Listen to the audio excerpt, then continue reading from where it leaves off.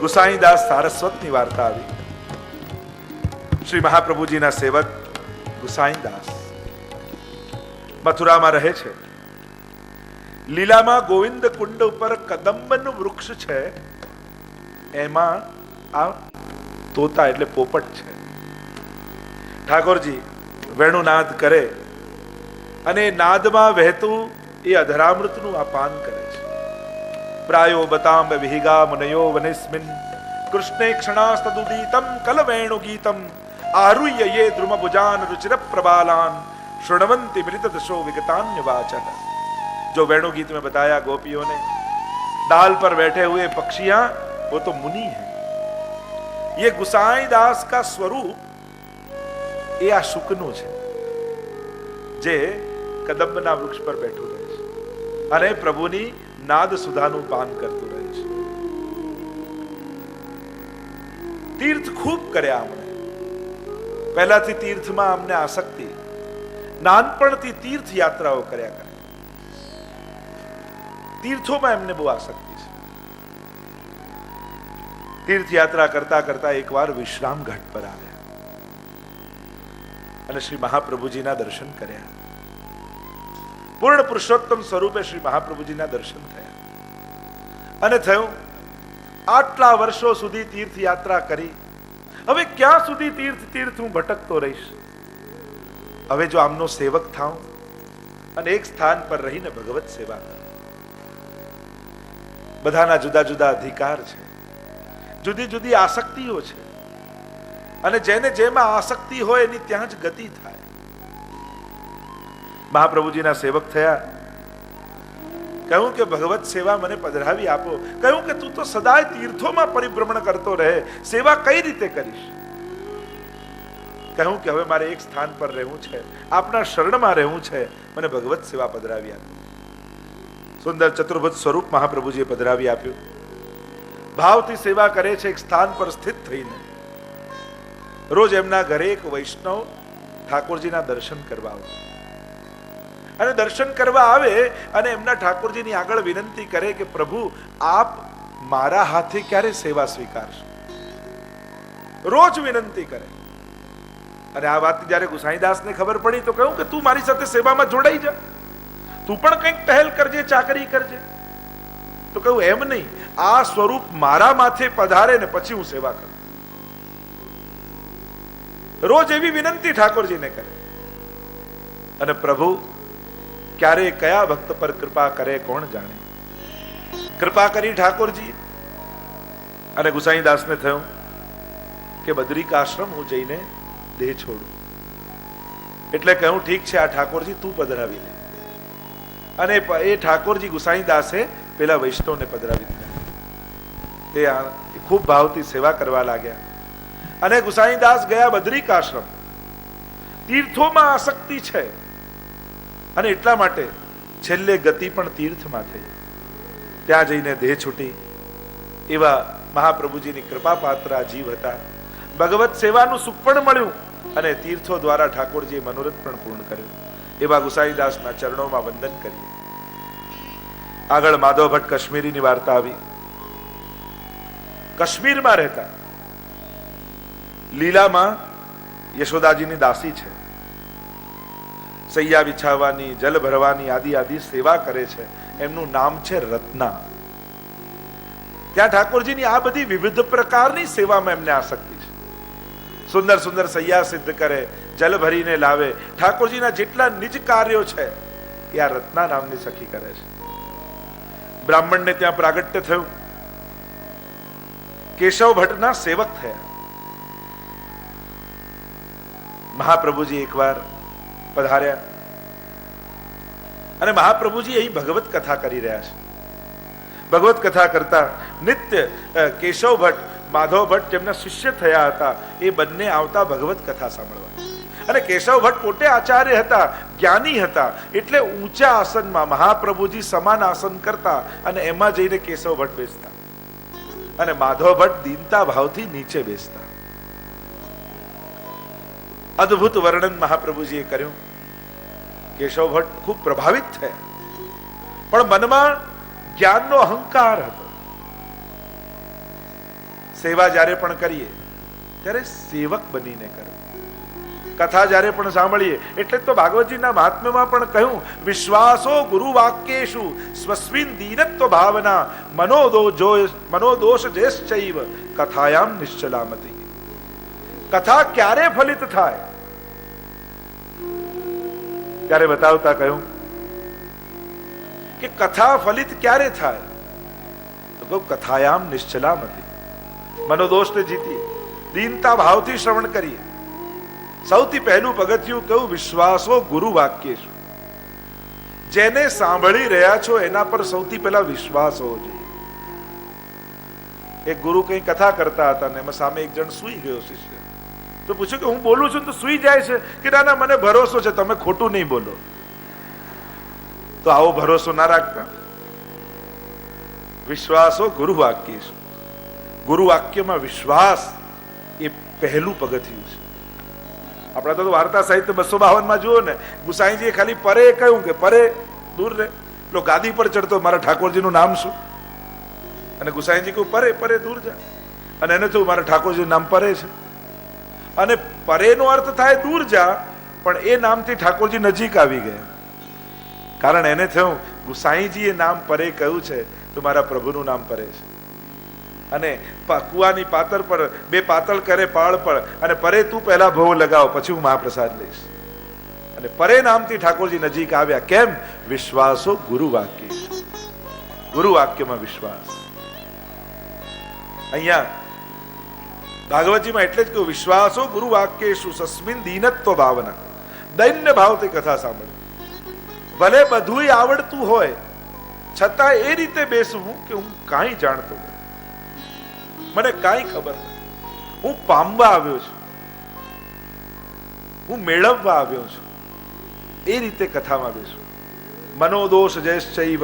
મનના દોષોને જીતીને કથાયામ નિશ્ચલામતી નિશ્ચલમતી રાખી.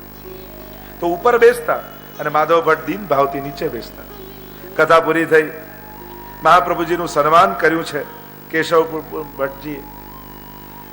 અને માધવ ભટ્ટને ભાવ થઈ ગયો મહાપ્રભુજીમાં કે આ તો પૂર્ણ પુરુષોત્તમ છે, સાક્ષાત પ્રભુ છે.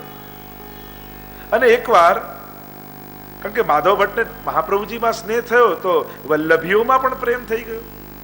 કૃષ્ણદાસ મેઘન આદિ વૈષ્ણવ હતા અને બધા જોડે એવો હાથ મેળાપ થયો. મહાપ્રભુજીનો સત્કાર કર્યું અને કહ્યું કે તમારા મુખે મેં કથા સાંભળી તો મારે કંઈક ભેટ આપવી જોઈએ આપને. તો એમ કરો, આ મારો શિષ્ય છે ને માધવ ભટ્ટ, એને હું તમને ભેટ આપી દઉં. અને જિનકી વસ્તુ થી વો વહાં ગઈ. તાજ બીબીના પ્રસંગમાં આવે છે ને કે નિર્તત આવત તાજ કે પ્રભુ. અને જ્યારે ખેલના દિવસોમાં ઠાકોરજી નાચતા કરતા અને આવી રહ્યા છે અને ગાતા ગાતા પોતાના પ્રાણ છોડી દીધા. અને જ્યારે ગુસાઈજીને સમાચાર મળ્યા તો ગુસાઈજી એટલું બોલ્યા કે આટલી આજ્ઞા કરી આપે કે જિનકી વસ્તુ હતી વહાં ગઈ. આ તો જેની હતી ત્યાં પ્રાપ્ત થઈ ગઈ. આ દૈવી જીવ પણ ભલે ગમે ત્યાં જન્મ્યો હોય, ગમે ત્યાં શિષ્ય થયો હોય, પણ જો દૈવી છે તે ફરી ફરીને પાછો મહાપ્રભુજીના ચરણોમાં આવવાનો જ છે. આવ્યા માધવ ભટ્ટ કાશ્મીરી મહાપ્રભુજીના સાનિધ્યમાં અને મહાપ્રભુજીને ત્યાં બિરાજમાન સાથે રહેવા લાગ્યા. મહાપ્રભુજી વચનામૃત કરે, બ્રહ્મ સંબંધ લીધું, શરણાગત થયા, ઠાકોરજી પધરાવી દીધા અને પાછા કાશ્મીર ગયા. જે ગામમાં રહે ત્યાં એક ગ્રહસ્થ રહેતો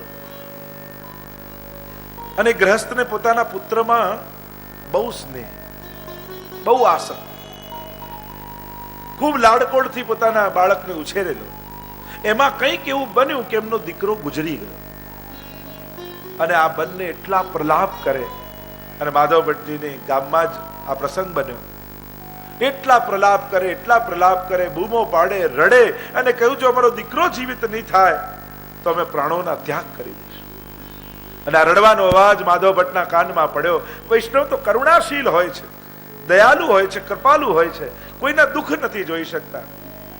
નિકટ આવ્યા, કહ્યું કે શું થયું? આ ઘરમાં અમારા દીકરાની લાશ પડી છે, કોઈ એને જીવિત કરો, એના વગર અમે જીવી નહીં શકીએ. અને માધવ ભટ્ટ અંદર ગયા અને જ્યાં અંદર ગયા ઠાકોરજીની આગળ એક સુંદર શ્લોક ગાયો અને સુંદર શ્લોક બોલી અને માધવ ભટ્ટે ઠાકોરજીનું સ્મરણ કર્યું અને શ્લોકમાં બહુ દીનતા પ્રગટ કરી કે આપ તો પરમ કૃપાળુ છે, પરમ દયાળુ છો આપ, એમ કરીને પ્રભુને જ્યાં વિનંતી કરી એટલામાં દીકરો જીવતો થઈ ગયો. બહાર જઈને મા બાપને કહ્યું, જાઓ તમારા દીકરાને મળો. અરે તો મરી ગયો છે. અરે અંદર એકવાર જઈને જુઓ તો ખરા.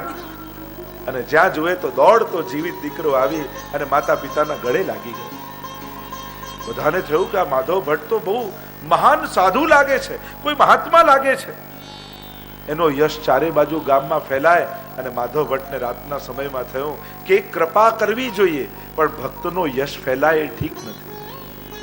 જો મારી પ્રસિદ્ધિ ગામમાં વધશે તો બધા લોકો મારી શરણે આવવા લાગશે અને મારી ભક્તિ ચૂકાઈ જશે અને લોકોને સાચવવામાં હું લાગી જઈશ. આમ મારો યશ ફેલાય બરાબર નથી. એટલે રાત્રિના સમયે જ માધવ ભટ્ટ ઘર છોડીને ભાગી ગયા. આવી ગયા મહાપ્રભુજીના શરણે. નિત્ય મહાપ્રભુજી સુબોધનીજી પર વચનામૃત કરતા અને માધવ ભટ્ટ કશ્મીરી એ લખતા. એટલે આ સુબોધિનીજી આદિ જે કંઈ પણ આપણને પ્રગટ મળે છે એ બધી માધવ ભટ્ટની સેવા છે. તમે ચિત્રમાં જ્યારે જુઓ છો કે મહાપ્રભુજીની સન્મુખ 3 જણા છે, એમાં જે લખી રહ્યા છે એ માધવ ભટ્ટ કશ્મીરી છે. મહાપ્રભુજી જે જે ગ્રંથો પર વચનામૃત કર્યા એ બધું જ માધવ ભટ્ટે સંકલિત કર્યું છે. એમનો ઉપકાર છે આખી વૈષ્ણવી સૃષ્ટિ ઉપર. પણ કેવી કેવી લીલાઓ આપણને બધાને પ્રેરણા આપવા માટે થાય છે. મહાપ્રભુજીએ સેવા પધરાવી છે. એકવાર અડેલથી મહાપ્રભુજી બહાર પધાર્યા છે. અહીંયા સુતા છે અડેલમાં માધવ ભટ્ટ. રાત્રિના સમયે જાગ્યા અને રાત્રિના સમયે જાગીને ચાલવા લાગ્યા તો ત્યાં કેટલાક ચોર અને લૂંટારૂ આવે અને એમણે તીર છોડ્યું અને માધવ ભટ્ટને વાગ્યું તીર અને દેહ છૂટી ગયો. ભાવ પ્રકાશમાં લખ્યું કે આવું કેમ થયું? ત્યારે ભાવ પ્રકાશ હરિરાયજી સમજાવે કે મહાપ્રભુજીએ બધો જ સેવા પ્રકાર એમને સમજાવેલો, પણ છતાંય મહાપ્રભુજીની આજ્ઞાથી અતિરેક કરવા ગયા. એકવાર એવો મનોરથ મનમાં આવ્યો કે લાવ ફૂલોની ગાદી, ફૂલોના તકિયા અને આ બધું જ કરવું અને પછી ઠાકોરજીને પોઢાવું. અને એ કરવા ગયા અને ફૂલમાં સોઈ રહી ગઈ અને ઠાકોરજીને જ્યાં પોઢાવ્યા અને એ સોઈ ઠાકોરજીને વાગી અને એને કારણે આવું ફલ પ્રાપ્ત થયું. પણ આ સાંભળી મહાપ્રભુજીએ કહ્યું એમનું પરલોક બગડ્યું નથી. ભલે આવી ઘટના ઘટી હોય એ તો જન શિક્ષા કરતે લોકોને શીખવાડવા માટે છે કે સેવામાં કેટલી સાવધાની વૈષ્ણવે રાખવી જોઈએ. કહ્યું કે એમનું પરલોક બગડ્યું નથી, એ તો સદાય માટે ઠાકોરજીના ચરણારવિંદમાં પ્રાપ્ત થયા. પણ શિક્ષા એ આપી કે જ્યારે પણ આપણે સેવા કરીએ ત્યારે ખૂબ સાવધાનીથી કરીએ, ઠાકોરજીને કોઈ પ્રકારનો શ્રમ ન પડે એનો વિવેક રાખીએ, સતત જાગૃત રહીને સેવા કરવી જોઈએ કે ક્યાંક મારા પ્રભુને શ્રમ તો નથી પડી રહ્યો ને. અને આ રીતે માધવ ભટ્ટ જ્યારે મહાપ્રભુજી પરદેશમાં સમાચાર મળ્યા કે માધવ ભટ્ટનું દેહ છૂટી ગયું છે, ત્યારે મહાપ્રભુજી એટલું બોલ્યા કે અબ સુબોધની હો ગઈ, કે આ સુબોધનીજી હવે રહી ગઈ. અને એટલા માટે જ સુબોધનીજી 3 સ્કંદ સુધી લખી અને પછી આજ્ઞા થઈ ગંગા સાગર સંગમે. 3 વાર ભગવદ આજ્ઞા થઈ કે હવે લીલામાં પધારો મહાપ્રભુજીને. કારણ કે ઠાકોરજીને હવે વિરહ સહન નથી થતો મહાપ્રભુજીનો, અને એટલા માટે 3 વાર ભગવદ આજ્ઞા હતી. મધુવન પહેલી આજ્ઞા ત્યાં થઈ અને ભાઈ ગંગા સાગર સંગમે, ગંગા સાગરમાં મહાપ્રભુજી પધાર્યા છે, ત્યાં આજ્ઞા થઈ કે હવે આપ પધારો, લીલામાં પધારો. અને 3 આજ્ઞા. ત્યારે 2 આજ્ઞા ન માની ત્યારે મહાપ્રભુજીને બહુ ખેદ થયો અને ત્યારે મહાપ્રભુજીએ પોતાના અંતઃકરણને ઉપદેશ આપતો અંતઃકરણ પ્રબોધ નામનો ગ્રંથ લખ્યો. અંતઃકરણ મદવાક્યમ સાવધાનતયા શૃણુ કૃષ્ણાત પરમ નાસ્તિ દૈવમ વસ્તુતો દોષ વર્જિતમ ચાંડાલી ચેદ રાજપત્ની જાતા રાજ્ઞા ચમાનિતા કદાચિત અપમાને વા મૂલ તક્કાક્ષતિર ભવે. એમ કરીને અદ્ભુત ગ્રંથ લખ્યો છે મહાપ્રભુ. બાકી બધા ગ્રંથો બીજા માટે લખ્યા, પણ આ એક ગ્રંથ એવો છે કે મહાપ્રભુજી પોતાના માટે, પોતાના અંતઃકરણને સંબોધીને લખ્યો છે. સાવધાન તયા શૃણુ, સાવધાનતાથી સાંભળ. કૃષ્ણથી શ્રેષ્ઠ કોઈ કલ્યાણકારી તત્વ નથી. પ્રભુએ આપણને સ્વીકાર્યા છે અને કદાચ સ્વીકાર્યા પછી આપણી સામે જોતાય નથી, તોય આપણું તો શું ગયું? ચાંડાલી ચેદ રાજપત્ની જ્ઞાતા રાજ્ઞા ચ માનિતા. ઉદાહરણ આપતા મહાપ્રભુજી સમજાવે છે કે જેમ કોઈ રાજા જતો હતો અને એક ચાંડાલી કન્યા દેખાઈ અને ગમી ગઈ અને ચાંડાલી સ્ત્રીને પોતાની રાણી બનાવી લીધી, પણ થોડા દિવસમાં એનું મન ઉઠી ગયું અને હવે અમાનિતી કરી દીધી. મહાપ્રભુજી કહે ભલે અમાનિતી કરી, પણ એ ચાંડાલી સ્ત્રીનું ગયું શું? રાણી તો કહેવાય ને. પહેલા તો સાવ ચાંડાલી સ્ત્રી હતી, પણ હવે અમાનિતી છતાંય લોકો રાણી તો કહે છે ને. એમ આપણે તો અનંત જન્મોથી ભટકતા હતા, બ્રહ્મ સંબંધ લીધું, શરણાગત થયા, ભલે ઠાકોરજીની કૃપા નથી થઈ, પણ ગામના લોકો વૈષ્ણવ કહે છે એ ઓછું છે? એ પણ આપણું બહુ મોટું સન્માન છે. પ્રોઢાપી દુહિતા યદ્વત સ્નેહા ન પ્રેષ્યતે વરે તથા દેહે ન કર્તવ્યમ વરસ્તુષ્યતિ નાન્યથા. મહાપ્રભુજી બહુ સુંદર રીતે સમજાવતા કહે જેમ કોઈ માને એની દીકરી બહુ વાલી હોય અને બહુ વાલી છે એને કારણે દીકરીના લગ્ન જ નથી કરાવતા. ના, મારી દીકરી જતી રહેશે તો. હવે ગામવાળા બધા વાતો કરવા લાગ્યા, હવે આની ઉંમર થઈ, પરણાવ તો ખરા. અને બધાએ બહુ કહ્યું એટલે શરમમાં ને શરમમાં એને કોઈની જોડે નક્કી કરી દીધું, પરણાવી દીધી. પણ પરણાવી તો દીધી, પણ દીકરીમાં એટલો સ્નેહ છે કે એનું આણું જ કરાય, એને વળાવતા જ નથી. જો દીકરીને વળાવે નહીં પતિ પાસે તો એ પતિને નારાજ કરે છે ને દીકરીનું અહિત કરે છે. એમ હે વૈષ્ણવો, તમે આવું ન કરતા. આપણી દીકરી કોણ? આ આપણો દેહ, અને દેહને સમર્પિત કરી દીધો બ્રહ્મ સંબંધ દ્વારા ઠાકોરજીને. હવે એને ઠાકોરજીથી દૂર રાખશો તો પ્રભુએ નારાજ થશે અને આ દેહનું પણ અકલ્યાણ તમે કરી દેશો. આને તો પ્રભુ આગળ વળાવી દો, એમાં જ એનું કલ્યાણ છુપાયેલું છે, એમાં જ એની સાર્થકતા છે. એ મહાપ્રભુજી અંતઃકરણ પ્રબોધ નામનો અદ્ભુત ગ્રંથ રચ્યો છે. ભવિષ્યમાં ક્યારેક થશે ને ત્યારે 16 ગ્રંથો ઉપર ચર્ચા કરીશું. એક ગ્રંથો એવા અદ્ભુત ગ્રંથો છે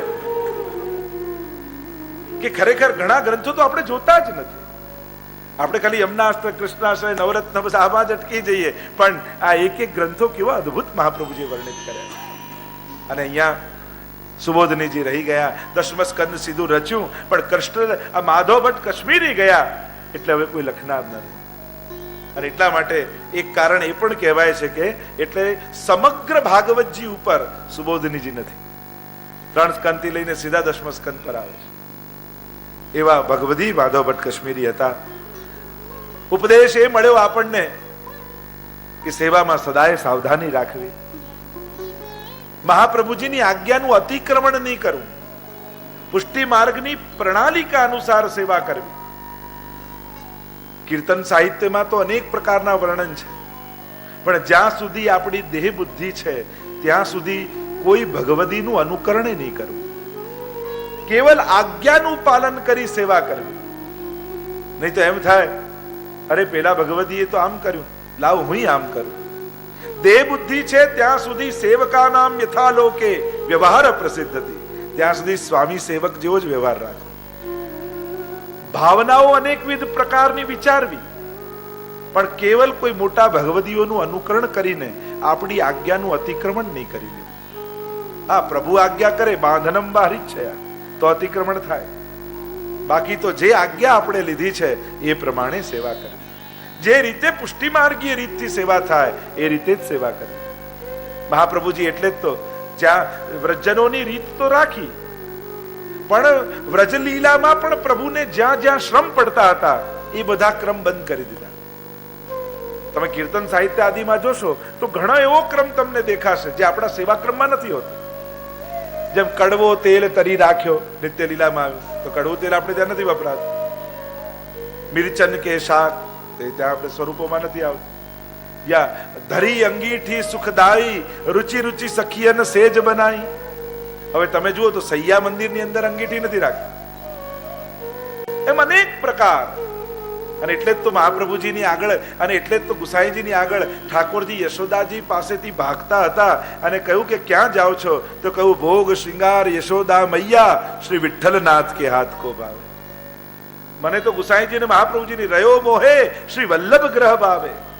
કેમ? કારણ કે ત્યાં પણ જે શ્રમ પડતા હતા નંદાલયમાં, મહાપ્રભુજીને ગુસાઈજીએ તો એ દૂર કરી દીધા. અને એવો સેવા માર્ગ, એવો સ્નેહ માર્ગ, એવો તત્સુખનો માર્ગ પ્રગટાવ્યો કે પ્રભુને પણ હવે નંદાલય કરતા વલ્લભાલયમાં વધારે ગમે છે, નંદગ્રહ કરતા વલ્લભ ગ્રહમાં વધારે ગમે છે. એવો પ્રકાર મહાપ્રભુજી ગુસાઈજીએ પ્રગટ કર્યો છે. આમ વંદન કરીએ માધવ ભટ્ટ કશ્મીરીને, જેમની સદાય મહાપ્રભુજીનું સાનિધ્ય મળ્યું.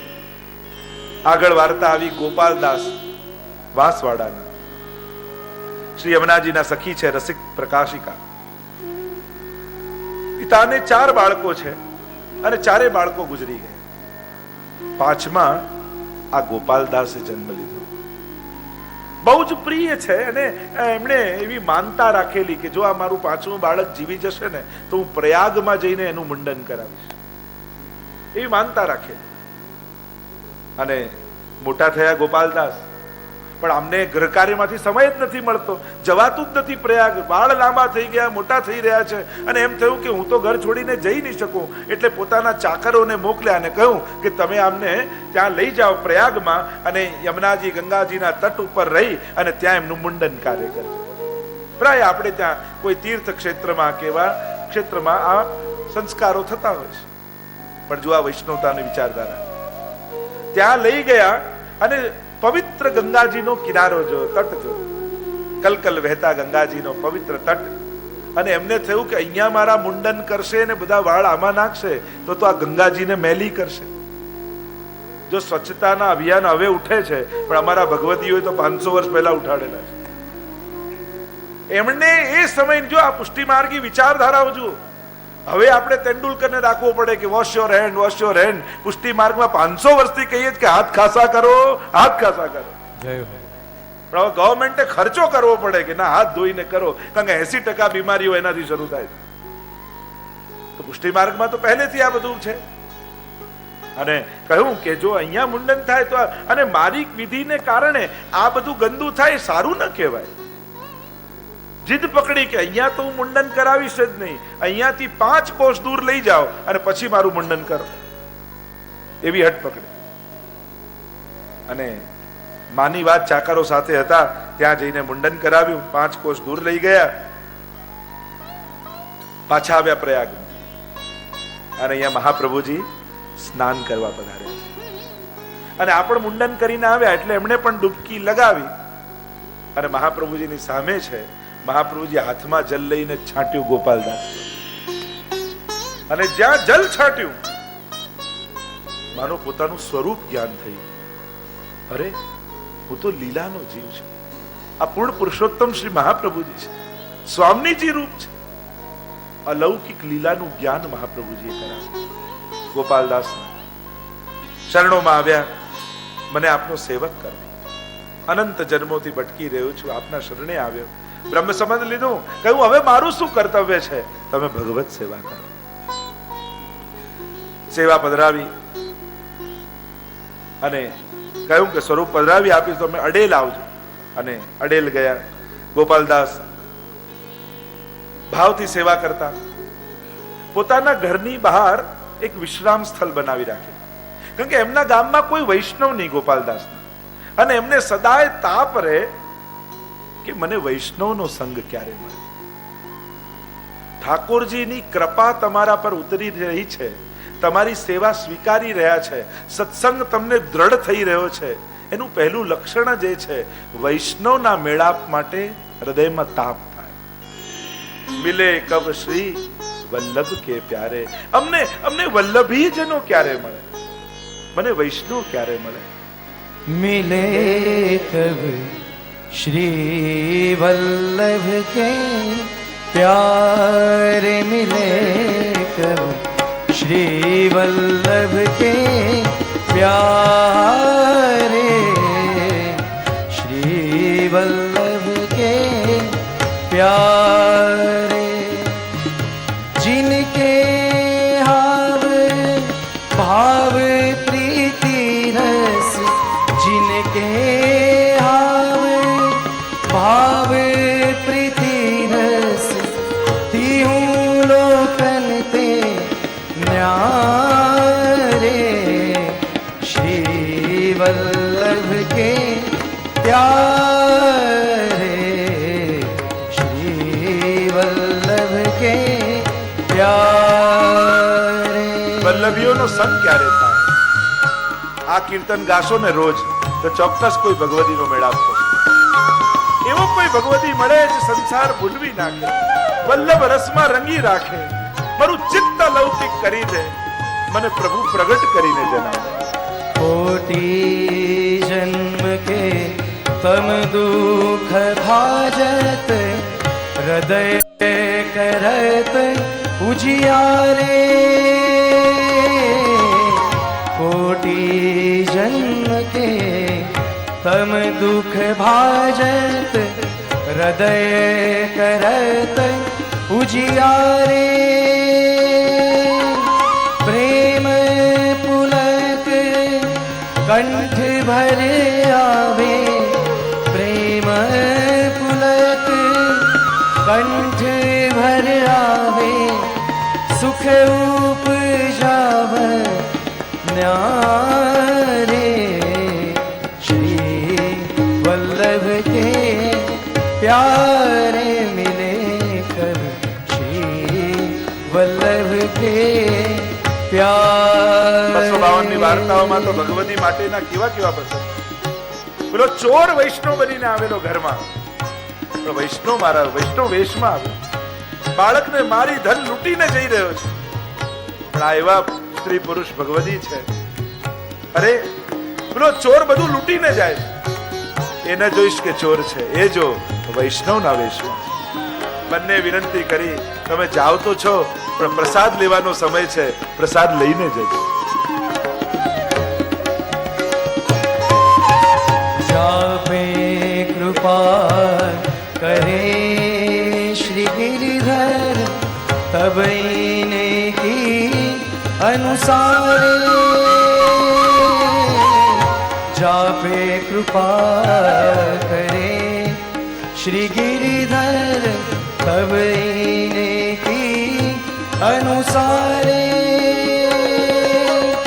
रसिक दास जिनको विधि पय, रसिक दास जिनको विधि पैयत, दोने नन के तारे। श्री वल्लभ के प्यारे मिले कब, श्री वल्लभ के प्यारे। આ ગોપાલદાસ ને સદાય એવો તાપ રહે, વલ્લભીઓ મને ક્યારે મળે, ભગવતીઓનો સંગ મને કેમ થાય. એટલે એમણે યુક્તિ કરી, પોતાના ઘરની બહાર એક વિશ્રામ સ્થળ બનાવ્યું. અને વિશ્રામ સ્થળ બનાવ્યું એટલા માટે કે અહીંયાથી જે મુસાફરો પસાર થાય થોડી વાર રોકાય, અને કદાચ ઘણા વૈષ્ણવ પણ અહીંયાથી જતા હશે, અને વિશ્રામ સ્થળ હશે અને ક્યાંક રોકાવા આવશે તો મને વૈષ્ણવ સાથે સત્સંગ કરવાનો અવસર મળે. એમ વિચાર કરી એમણે વિશ્રામ સ્થળ બનાવ્યું. ઘણા લોકો આવે, જે આવે એને કંઈ ખર્ચી આપે, એને પ્રસાદ ત્યાં આપી જાય, જમવાનું આપી જાય, તો ખૂબ ટહેલ કરે. પણ કોઈ વૈષ્ણવ આવે તો એને ઘરે લઈ જાય, એની જોડે સત્સંગ થાય, આખી રાત મહાપ્રસાદ લેવડાવે અને ખૂબ ભગવત ચર્ચાઓ કરતા. એકવાર પદ્મા રાવલ આવ્યા છે અને અહીંયા મુકામ કર્યો છે. એમને રણછોડજીમાં ખૂબ આસક્તિ છે. સમય મળે એટલે એમના ગામમાં માવજી પટેલ રહેતા, અને એમની પાસે ખર્ચી લઈને જાય ને દ્વારિકા જઈને રણછોડજીના દર્શન કરે, દ્વારકાધીશના દર્શન કરે. હવે એ નીકળ્યા છે દ્વારકા જવા, અને અહીંયા મુકામ કર્યો. આવ્યા ગોપાલદાસ, અને ખબર પડી કે વૈષ્ણવ છે, ઠાકોરજીમાં પ્રેમ છે, પણ હજી વલ્લભને જાણતા નથી. સત્સંગ ખૂબ સુંદર થયો. કહ્યું કે ક્યાં જાઓ છો? કે મને દ્વારિકાધીશ રણછોડજીમાં બહુ આસક્તિ છે, દ્વારિકામાં દ્વારિકાધીશના, એના વારંવાર અવસર મળે દર્શન કરવા જાઉં.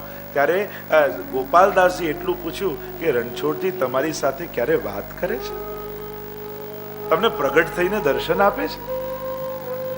કહ્યું કે ના, હું દર્શન કરવા તો જાઉં, પણ એ ક્યારે બોલે નહીં. એવું કઈ થતું હશે કે એ કઈ વાત કરે, એ કઈ પ્રગટ થઈને દર્શન આપે, એવું કઈ થતું હશે કે હું તમને દર્શન કરાવું? તો બોલતા રણછોડજીના, બોલતા દ્વારિકાધીશ, તો એ ક્યાંથી સંભવે? કહ્યું ચાલો મારી સાથે.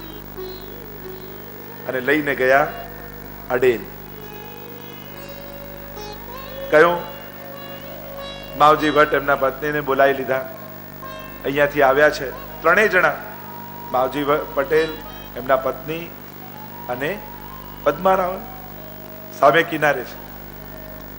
મહાપ્રભુજીએ નાવવાળાને મોકલ્યો અને કહ્યું કે 3 જણા ત્યાં છે, પદ્મારાવલ, માવજી પટેલ અને બિરજો એમની પત્ની. ત્રણેયનું નામ પૂછજે ને પછી લઈને આવજે. અને એ લોકો પૂછે કે નાવ કોણે મોકલી છે? તો કહેજો કે રણછોડરાયજીએ મોકલી છે. અને નાવ આવી. પૂછ્યું કે આમાં પદ્મારાવલ કોણ છે, માવજી પટેલ કોણ છે, પત્ની કોણ છે? કે અમે 3. આ તમે 3ને બોલાવે છે. અરે અમારું નામ કેમ જાણે? કોણે નાવ મોકલી? અમને તો કોઈ ઓળખતા નથી. કે રણછોડરાયજી તમારા માટે નાવ મોકલી. મહાપ્રભુજીને થયું આમને જે સ્વરૂપમાં આસક્તિ છે એ સ્વરૂપમાં દર્શન આપવું તો એમનો ભાવ દ્રઢ થઈ જશે. અને 3 નાવમાં બેઠા અને નાવ લઈને આવ્યા કિનારે. અને જ્યાં ઉતર્યા ત્યાં મહાપ્રભુજીએ સાક્ષાત દ્વારિકાધીશ રૂપે દર્શન એમને આપ્યા. અને કહ્યું તમે 3 આવી ગયા. અને ત્યારે એમને વાત યાદ આવી ગોપાલદાસની, કે એમને કહ્યું હતું કે જો બોલતા રણછોડજી જોવા હોય તો હું તમને બતાવું. અને સ્વયં મહાપ્રભુજી રણછોડજી ચતુર્ભુજ રૂપે આયુધ ધારણ કરેલા છે અને એમ કરીને વાત કરતા દેખાય. અને ગદગદિત થઈ ગયા, ચરણારવિંદમાં પડ્યા, શરણે આવ્યા છે. યમુના પાર રણછોડજી નાવ મોકલીને બોલાવ્યા, સેવા કરવાનું કહ્યું. બ્રહ્મ સંબંધ લઈ આપનામાં મન અમારું સદાય આસક્ત રહે તો હું સેવા કરું. સેવા પધરાવાને તો કહો છો, પણ પહેલા એ આશીર્વાદ આપો કે જેમ મારું મન આપનામાં આસક્ત થયું એવું ઠાકોરજીમાં સદાય આસક્ત રહે. પ્રભુથી અળગું એક ક્ષણવાર માટે ન થાય.